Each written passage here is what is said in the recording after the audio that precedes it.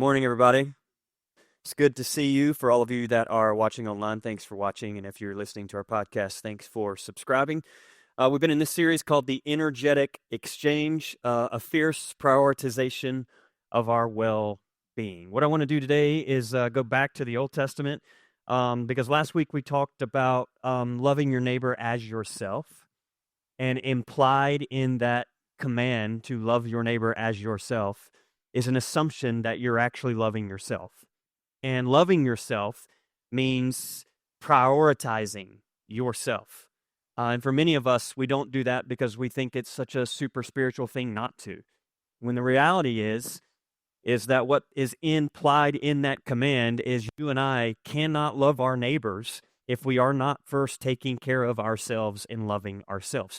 How would we have the energy to love our neighbors if we cannot love ourselves? And so we're talking about what it looks like to have a fierce, and that's the word, a fierce prioritization of your own well-being. Because I have asked you questions, and I've said, how are you? And you all have been brutally honest. You've responded, Pastor, I'm done. All right? I'm tired. I'm exhausted. I'm weary. I'm fatigued. And every time we meet and we hear those words, all the alarms are going off. A part of me, if I'm honest, is like, makes total sense. We're in America in 2025. If you're not exhausted, you're probably not paying attention. It's tiring. I watch the same news you do, most likely, and I try to get the full spectrum of it. That's where I'm at. As a pastor, I want to get the full spectrum. So I'm like as far left as you can get and as Charlie Kirk as you can get. You know what I'm talking about? Like I'm like all of it because I want to hear it. I want to hear it. And part of that is when you hold all of that every week, it's like, my goodness, if you're not careful, you go from just being informed to being overwhelmed and exhausted by all the stuff that's accumulating right now in our own country. And so what I wanted to do is step into this conversation because I think there's something for us to hear, something for us to lean into, and to pause and just to say, what could this exhaustion be telling us? So today what I would like to do is I want to go back and I want to read a portion of the Ten Commandments. Are you all familiar with the Ten Commandments? Most people, even if they didn't grow up in church, if you're like a staunch atheist and you're here because you heard a political thing on TikTok and you're like, I want to come hear it in person, even if you're an atheist or an agnostic, most of you probably know the Ten Commandments. And of course, there's been a battle in our country, the Ten Commandments, for a long time. I've never really fully understood it, to be honest with you. They want Ten Commandments in classrooms, but they don't want to actually live out the Ten Commandments. It's a really weird thing. And I think that's a part of it, too. It's like we at least want them up there to tell our kids to live by it, but we're going to just keep having our affairs in adultery and coveting our neighbor's wife and et cetera, which is just moral bankruptcy is what it is, all right? And also, when we talk about free speech and we talk about this beautiful place that we live in, America, if you're going to post the Ten Commandments, then it might be good for us to let our Muslim brothers and sisters post what they want to as well, all right? But it's interesting how we don't want that, right? We want freedom of religion, but we only want it to be Christianity. And we don't even want it to be Christianity. We want a Christianity that looks like white supremacy. You see what I'm saying? We don't want the Christianity that's actually the one that Jesus actually pushed and taught about, whom he was a Jew, but we followed 100 years later going, okay, we want to be Christ people, right? We don't want that one. We want a particular version of that one. Now, all of that said, that's just one example. I'm tired. I'm tired. And I know you are too. You've got these kids starting back to school. Anybody have kids starting back tomorrow? Are y'all, is this a good thing? Are you there? Okay. Okay. I'll take you for margaritas later, all right? We got kids who are starting back to school. We're all, I mean, we're 6 months into in moment in American history that will go down as one of the, I don't even have the word, one of the dumbest moments in American history. And I mean that with all respect. Hear me, like lack of any intelligence at all. And for some reason this is when we're born. Have you ever thought about that too? I've asked God that the last couple of weeks. Like, why now? Like, hook me up in the 50s, 60s. Like, set me up with the hippies. That would have been fun. I would have loved to have been around, like, during the Jesus movement to go to, like, Woodstock and praise Jesus and smoke weed. You know what I mean? Like, that would have been great. No, no, no, no, no. No, no, no, no, no, no, no. No, no. God's like, I'll tell you what, this kid needs to be born in 1981 because I want him prime time pastoring when this administration comes in. Like, that's what I want, all right? Yeah. I'm tired. I'm exhausted. It is weary to even wake up in the mornings, if we're honest. But this is where we are. So what I want to do is I want to read something that's in the Ten Commandments that I think you'll love. Now, the Ten Commandments in the like scholarship world, it's called the Decalogue, and there are 3 different versions of it. So if you've ever read the Old Testament, you probably know, wait, why does it keep repeating? So you have Exodus 20, which is like, Moses goes up to Sinai and he gets these commandments. You also have Deuteronomy 5, which is another list of the commandments, but it's a little bit different. And then you also have Exodus 34, which has a lot of the Ten Commandments in it as well, but it's called like the ritual Decalogue. What you need to know is the Israelites have been liberated from Egypt, from Pharaoh. They crossed the Red Sea, and they're into the wilderness. And while they're in the wilderness, Moses goes up to Mount Sinai, where he receives these commandments. And what these are essentially laws or parameters or guidelines to help them start a long process of building a new community together. Because prior to this moment, they've simply been slaves in Egypt. And now that they're free, they're asking themselves, how are we going to organize ourselves? That's called politics. How are we going to organize ourselves? How are we going to govern ourselves? Are there any rules or laws or code or ethics, or is there a constitution? Like, how are we going to operate? And that's what the Ten Commandments are. Now, some scholarship sees the Ten Commandments as a marriage, a covenant between people and God. And then some scholars see it as simply a constitution. That as they were beginning to figure out who they are outside of being enslaved, is that they wrote up some perimeters.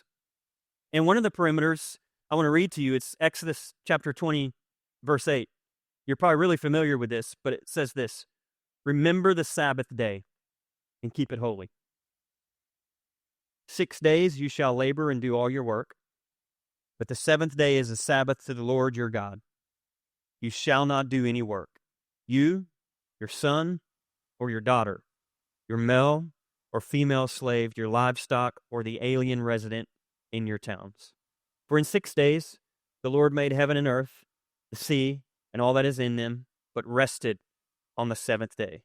Therefore, the Lord blessed the Sabbath day and consecrated it. I want to just pause here. Most of you are probably familiar with the concept of a Sabbath, all right? Shabbat. Most of you have probably heard this. Now, our Jewish brothers and sisters are much more educated in this than a lot of Protestants are. But what I want you to see is that as this new community is forming, that there was a central idea that in the forming of this new community, there was a requirement to stop.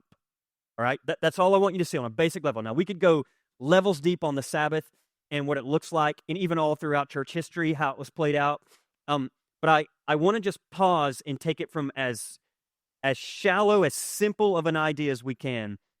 And I want you to see how evolutionary this would have been to them in that moment, but also how revolutionary it could be for us in our moment. So think of it as simply a command to stop. That's it. All right? That what Moses said is, I've gotten with the divine. We're setting up perimeters. How do we organize our shared common good together? What will be in our Constitution? Okay, here's one thing that needs to be in the Constitution. At some point during your week, I need you to stop. Just stop. Stop whatever you're doing. Stop working, stop talking, stop speaking, stop running, stop all of the stuff you're doing. Just pause. Stop. Central to forming a new humanity for Israel is the requirement to stop. Embedded within the fabric of the cosmic order, because this is coming from Genesis 1, remember, is an invitation to stop. The crescendo of creation, the culmination, the climax of creation is not the making of humankind as most people believe, but it's the making of the seventh day when the divine stopped. So what I want to say to all of us who are tired, who are weary, who are fatigued, who are exhausted, who are stressed, who are anxious, who are overwhelmed, who are drained, spent, depleted, and burned out. Whatever you do, do not keep going. Now, you hear that, and for some of you are like, that doesn't feel right. I'll tell you why it doesn't feel right. Because it's the antithesis to everything we've been conditioned as a culture.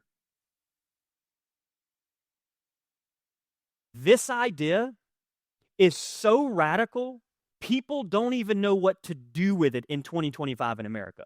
So we'd rather have debates on, well, which day, than to actually embrace this and integrate this and live it in our lives. I am convinced that most of the exhaustion and fatigue and burnout that we experience can actually be avoided. But I'm convinced it's never going to be avoided if we do not understand why the Israelites, at the very beginning in Genesis 1, have even God stopping. And if God stops to rest, what makes us think that we have more power than the divine? That we have more energy than the divine, that we don't actually have to stop. And I know, I get it. I already hear you and you don't even have to say anything. But Pastor, you don't understand, I can't stop. Hold on. Do you have more on your plate than Almighty God? Because some of you don't understand. I got 3 kids, I got responsibilities, I got obligations. I'm just throwing this out here. I think God had a few obligations. Responsibilities. He had more than 3 kids. And the thing is, apparently he chose them, and I want to remind you, you chose your path. And God chose God's path, apparently. And so God has like lots and lots and lots of little humans that are being raised right now. And I don't know if you know this, but some of them are tough to manage. If you're God and you're like, wow, look at what we've done here. We got a lot of kids. And some of these kids aren't acting right.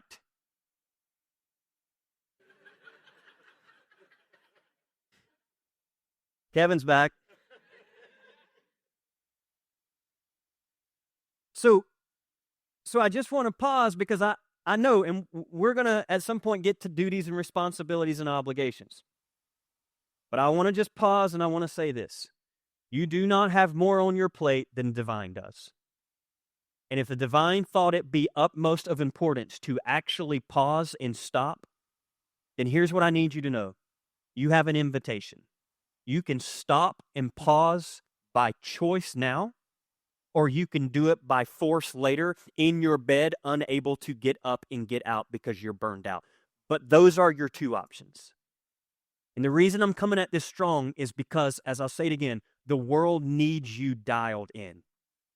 Your kids need you at full capacity. I want to go a step further. Our country needs Vinings Lake right now.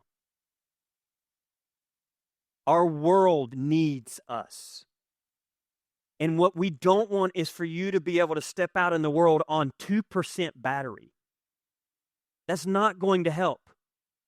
I need you charged in, like plugged in, where when you start your day, your phone can handle the conversations that need to be had. Yes.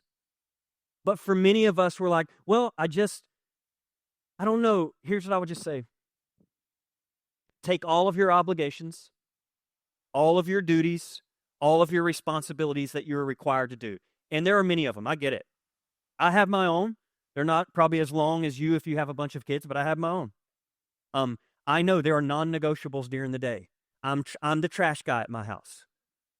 So the trash has got to go out. When I see it filled up, it's got to go out. That's just a responsibility. I don't think about it. It's an obligation. It's a responsibility. I just do it, right?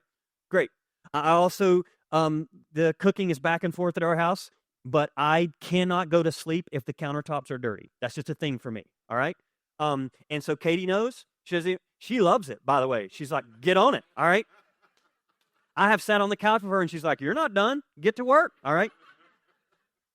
But she buys, I know this is going to sound weird, I got a particular spray that I like. There's a scent that I like, and I spray it on there, and I'm telling you, it's the end of my day. It's my end of my day routine. I love it, especially when I don't get a lot done during the day or it feels like it's been a frustrating day. The one thing I can say I accomplished, two things. One, I go for a run, so I can say I did that. And at the end of the day, so I start the day with a run. At the end of the day, I go to all the tables, the countertops, and I don't even care if we even use the kitchen. It's going to be done. And I'm spraying and just wipe it down. And then I stand back and I watch it glow. Do you know what I'm talking about? I'm like, God, it glows. And it smells so good. And then I just look at Katie. I'm like, go and take a shower. Be down in a minute. We'll watch Colbert. Have a good night. That's it. That's our routine. And I love it. And so, yeah, there are responsibilities. Here's what I'm saying. Yes, of course you have responsibilities. Carpool's coming up, dear God. You got to get up in the morning, drop the kids off. Then you got to take them to soccer. And soccer, that's a thing that really wasn't around, or at least in my part of the world, but you got to take them to soccer. Then you got to take them to ballet and to dance, and you got all of this stuff. And I get it. There are all these obligations, responsibilities. Here's all I'm saying. Where do you fit in the obligations? Where do you fit? Because if you're not at the top, I need you to understand something. You will not have the energy to do all the other things you are obligated to do. And this is why sometimes it can appear so selfless by ignoring and avoiding your own needs. But I want you to know it's not as spiritual as you think it is. Actually, there's a lot underneath that we need to unpack. And the truth is, what I'm asking you is to, like a fierce prioritization, first and foremost, of your own well-being. And so I'm asking you to stop. That's it. Right now. Because here's what I've heard from many of us. Here are the phrases we've talked about before. Pastor, wearing too many hats right now. Okay? Take off all the hats for just a moment. That's all I'm asking you. For just a moment. Don't worry about, I can't afford to. Take them off for just a moment. Okay? Like, I'm wearing too many hats. Take them off. And here's what I'm asking. Just stop for a second. Don't keep going. Now, I know this is going to feel so backwards, but I need you to hear me for just a minute. Don't keep going, okay? Take off all the hats for a minute. All the balls that you're juggling, I want you to let them drop. Now, I know some of you are like, just let them drop for just a minute. This is what I'm asking. Let them drop for just a minute. I want you to just take a moment. Stop making things. Stop saying things. Stop doing things. I want you to turn off the computer. I want you to, here's a thought, not just put on airplane mode. I want you to hit probably some of you are like, I don't even know how to power off my phone. I want you to hold the buttons, and I want you to swipe right. And I want you to hit that power button, just power it off. Power it off. I want you to disengage. I want you to stop. And here's what I want you to do for just a moment. I want you to walk away. Now pause for a minute. What if I told you that could be a routine in your life? And what if I told you that that is implied in what the divine did in creation? Just paused. Now, to stop and actually do this will be the most subversive countercultural decision you make today. And I want you to know this command to stop would have been an evolutionary idea to the Israelites. I would remind you that the Israelites, all they knew in Egypt was inhumane labor conditions and unreasonable production demands. No one stopped in Egypt. They worked day and night without a break, They were treated like objects to be exploited and not human beings. Their value came from how many bricks they produced for the Pharaoh. In fact, the scripture says in Exodus 5:14, Pharaoh's slave drivers beat the Israelite overseers they had appointed and demanded them, "Why haven't you met your quota of bricks?" And I don't know that we're far from this in our American culture. It's push through. That's the words we hear. You're tired? Get over it. Push through. You're tired? Power through. You're exhausted? Grind it out. You're weary? Keep going at all cost. And our response, well, I don't have the luxury to stop. I have responsibilities, I have obligations, and I have duties. If I stop for 1 second, then something will get dropped. What a miserable place to live from. And you and I have been conditioned in a culture that teaches us a truth that's underneath all of it, and it's this: I produce, therefore I am. And we are not enslaved to Pharaoh, but we are enslaved to production and efficiency. And we're enslaved to the latest numbers. We are addicted to how many clicks, is it up and to the right, how much money have we brought in, and this is what we are all chasing. And the dollar has become the new Pharaoh in our capitalistic culture. We work for the Pharaoh who is the dollar. And the dollar is beating us continually, saying, produce more bricks. Keep pushing through. Keep going. One writer said this: stopping is an act of resistance. It is resistance because it is a visible insistence that our lives are not defined by the production and consumption of commodity goods. Another writer said this: all men's miseries derive from not being able to sit in a quiet room alone. And so I'm asking you to pause. Stop. I don't know what that looks like for you. This is the beauty of this series. You're going to have to integrate this in your own world. I will tell you this: it must be of utmost importance and a priority for the Israelites to not only place it in the creation narrative, but to turn around, and if you've ever read the Old Testament, you know it's mentioned again and again and again. Roll it all the way through the New Testament again and again and again. If you are arguably saying what is one of the most biblical truths, biblical in quotation marks, I would say, I dare say the Sabbath, or stopping, pausing, resting, is mentioned more times than just about anything in the biblical narrative. And that should tell us all something. And yet it's such a radical idea for us that we can't even comprehend it. And even for some of us, we're like, yeah, well, I do kind of take a Sabbath. I mean, Saturdays I just kind of hang out and watch Netflix. And that's great. All I'm saying is I don't necessarily think that is what they're going for here, okay? And then we have to start questioning the system that we live in, because what does your rhythms look like? Are you on, and so exhausted that you can't even move by the time you get to a Sabbath? Yes. Here's what I would propose. We stop, but we don't just stop for the sake of stopping. And we're going to get into what fills us, like what feeds our soul. We'll get into all that later. Where I want to park for just a minute is you stop, but you stop with an intention. I want to propose to you what maybe that intention is for a second. As you and I stop, I want us to pay attention to what our exhaustion is telling us. Okay? So we're not just stopping just to stop. We're not stopping to kind of veg our brains out. All that's great. But I'm talking about stopping with an intention. I want you to stop. I want you to pause. I want you to lay everything down. And I want you to stop and pause. And I want you to pay attention to the exhaustion. And what I mean by pay attention to the exhaustion is I want you to give it attention. Then I want you to sit with it for a minute. Now, I don't know if you've ever done this. I've done it. I had to do it with my anxiety years ago, and I've learned to do it.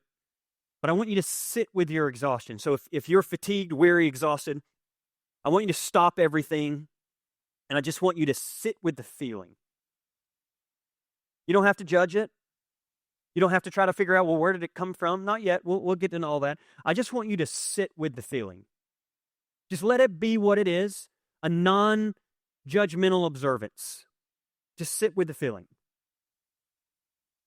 And I want to propose to you as you sit with this feeling, that what if your fatigue is here to tell you the truth about your life?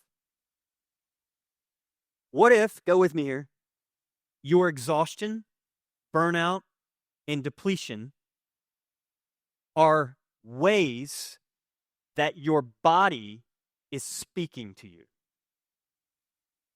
What if the language of the soul is the fatigue that you feel?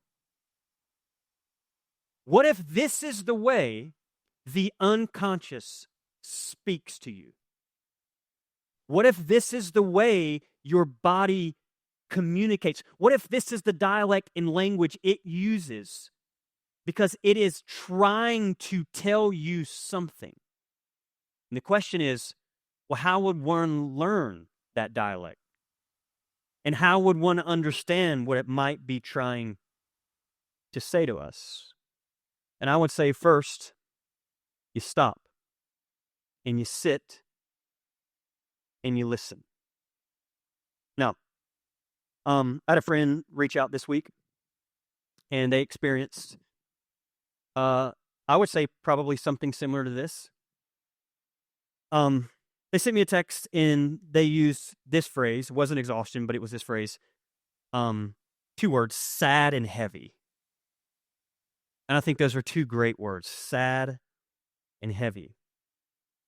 And they were sad and heavy because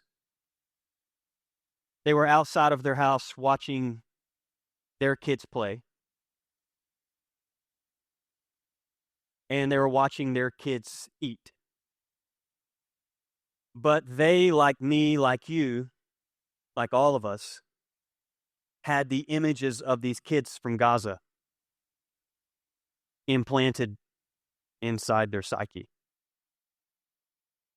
And it's a real experience that can be very confusing sometimes. That we live in America and we're watching our kids have plenty of food to eat and enjoying their lives, while simultaneously within 5 inches of us we can pick up a phone and see the most horrific images of humans that are not just numbers or statistics. They're humans. And you start asking giant questions like, do we only care about American kids? Do we not care because they're Gazan? Do we care if they're on the other side of the, like, how does this work? And sometimes, I don't know if you're like this, but holding the complexity of all of that, and you start to wonder, like, what do we do? What can we do? And this was the conversation. I'm sad, I'm heavy, I don't know what to do. And my response was, which is what it is to all of you all, stop. Don't rush the feeling. Sit with the sadness. Sit with the heaviness. And then here it is. Lean into it and listen. Because what if I told you that sadness and heaviness was here to tell you something? What if I told you your fatigue and weariness is here to tell you something? And so this individual did. Sat with it. Now here's what we know has transpired, particularly from the latest Washington Post article. There are now recorded over 60,000 people killed in Gaza. 18,500 have been children. According to a study by the Associated Press, at least $17.9 billion US dollars have been given in military aid to Israel in the year following the Hamas attack, October 7th, 2023. So I want to pause here. We are paying taxes to a country that has funded $17.9 million, billion dollars for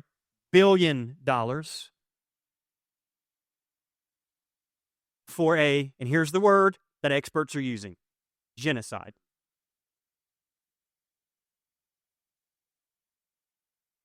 So I want you to know we all hold the complexity here. So you're watching your kids play and you're holding this going, wait a minute, because I need you to know this. Those are our dollars. And I would like to remind this administration, and I'd like to remind this president, it's good for me to be reminded, it's empowering. You work for me. You work for us. The administration is not our boss. They are our employees. And it's time that power dynamic switch a little bit. Because what I want you to know is we have more power than we realize, because check it out, we pay their salaries. So, Mr. President, I pay your salary. These people pay your salary. And this is how the system is set up. So I'd remind all of us, we have more power than we realize. And if the employee is not acting right, then it's okay to pull the salary. Do you understand what I'm saying? Now, all that said, I'd like to go further. $17.9 billion in U.S. military aid was provided to Israel after the Hamas attacks. Many human rights, like Amnesty International, Human Rights Watch, have described this as nothing short of a genocide. And then what's transpired even beyond that is that you're watching these kids literally get starved to death. No food, no aid, full starvation. And then you have the President of the United States of America who comes out and says, I want to be clear, we gave $60 million worth of food aid 2 weeks ago. First of all, to be clear, according to the experts, it was not $60 million because he loves to lie. It was $30 million. And there is a difference between the two. But even at $30 million, wow, how nice of you. $30 million that you gave to aid in food supply, but you gave $17.9 billion in arms supply. And I would add the $30 million that you gave in food supply, he said, and I'll quote the president himself, he said, we gave $60 million 2 weeks ago for food to Gaza, and nobody said thank you. I just want to pause here and say, Mr. President, I'm sorry, did you want the starving, emaciated kids to pick up the cell phone that they own and dial the White House to say thank you? Is that how this thing works? The arrogance of our country right now. God have mercy on us as a country. I pray every day, God have mercy, because there is no reason we have not been smited, if the divine is anything like you see in the Old Testament, by the arrogance of this country. And I would just pause and also say, where are the evangelicals? Where are the Christians? Because they're really silent right now. And I wonder, why are you so silent? Why would a group of people that voted predominantly the direction they did because they claimed to be pro-life not even care, it feels like, about kids starving in Gaza? It's silence. And tragically, for many Christians, not all, but many, they've justified what's transpiring because of an unconditional, unquestioned support to the modern state of Israel because they think it's something God wants. And I would just say to you, if the God that you are following has required you to give unquestioned and unconditional support to a genocide, then you need to deconstruct that God. Tragically, many, not all, but many Christians would not openly say this, but quietly they would say it's just unfortunate, but it's a sign of the times. Because somewhere deep down in their psyche, they were handed what a lot of us were handed, a left-behind theology and understanding and reading of the book of Revelation that they believe needs and must usher in this very moment. And I've said it 1,000 times, and I'll say it again. If your eschatology requires violence for it to be fulfilled, that, friends, is Antichrist.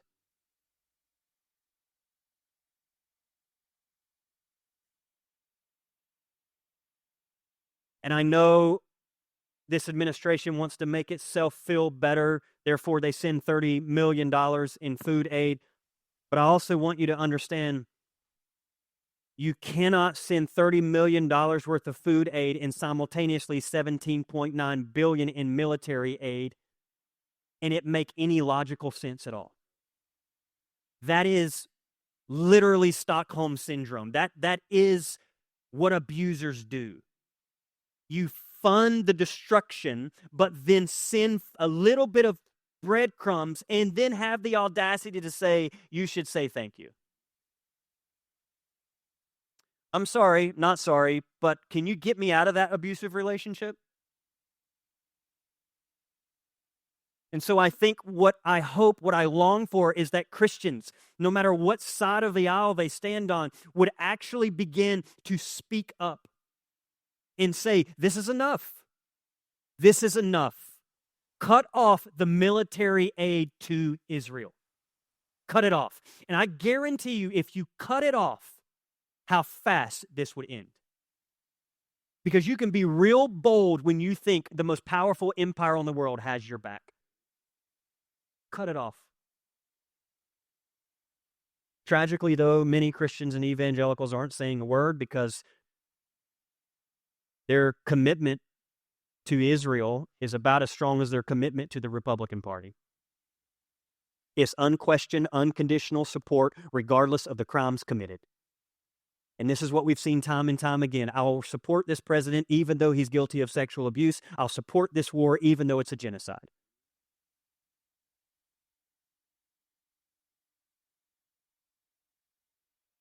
And I would say to you, this doesn't make me anti-Semitic. I would say to you, if you really want to support Israel, which I'm all for, I would say the best way to support Israel is to hold Israel accountable for their actions in this moment.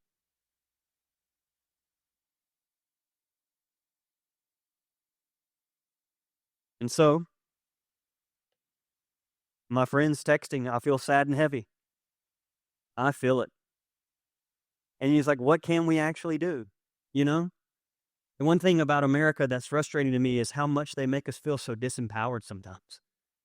Like nothing. It's just like, well, just look at the old pastor just kicking and screaming. Oh, just ah.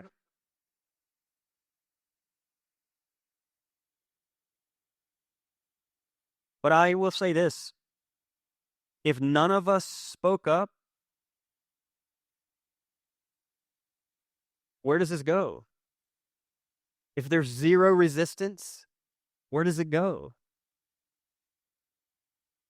And so I just sit with it. And this individual did. And then text back something really beautiful.